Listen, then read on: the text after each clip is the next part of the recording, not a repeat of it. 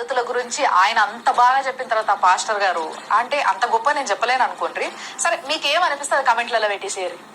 ఈడ బోనాలు ఆడ గంగమ్మ తల్లి జాతర ఈ రెండింటి సీజన్ మొదలైంది కదా, అట్లనే మరి మరియమ్మకు కూడా అదేమో జాతర చేస్తున్నారు వీళ్ళు. మొత్తం యాపాకులు కట్టిండ్రు, నిమ్మకాయల దండేసిండ్రు, ఆరతులు ఇస్తున్నారు, గంట కొడుతున్నారు.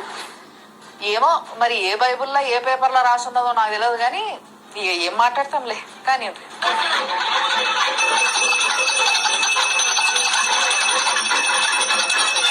అంతేకాదు చాలా చర్చిలలో ధ్వజస్తంభాలు లేపుతున్నారు, మళ్ళీ బతుకమ్మలు ఆడుతున్నారు, మధ్యలో పాస్టర్లను కూసబెట్టుకొని మాలలు వేసుకుంటున్నారు, ఏసు మాలలు అని చెప్తున్నారు అడుగుతుంటే.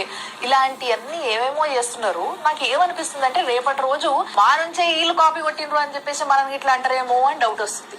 ఇంకొక అని అంటాం కదా, కానీ ఒక పాస్టర్ గారు మాత్రం చాలా పద్ధతిగా మొగుడు చచ్చిన అని ఏదో మాట్లాడుతున్నాడు. ఒకసారి ఊరిలో తిరిగి ఓకులాగా ఇది తెచ్చి పాఠం చేసిరా చేసి కేకులు జీతవా అది బండి ఏదో బండి కొత్త బండి టార్గెట్ చేసుకుని అలాగేదో అవుతుందా.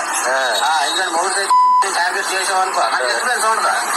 మూడు చేసామనుకో ఫోన్ చేయడం మళ్ళీ కనిపెట్టడం లేకపోతే ఎస్టిమేట్ మాకు ఒక్కొక్కరికి 20,000 పెడితే ఆడు మాకు 10 ఇతర 10 మాకని పెడతాం కూడా. చూసి వాళ్ళ పద్ధతుల గురించి ఆయన అంత బాగా చెప్పిన తర్వాత పాస్టర్ గారు అంటే అంత గొప్ప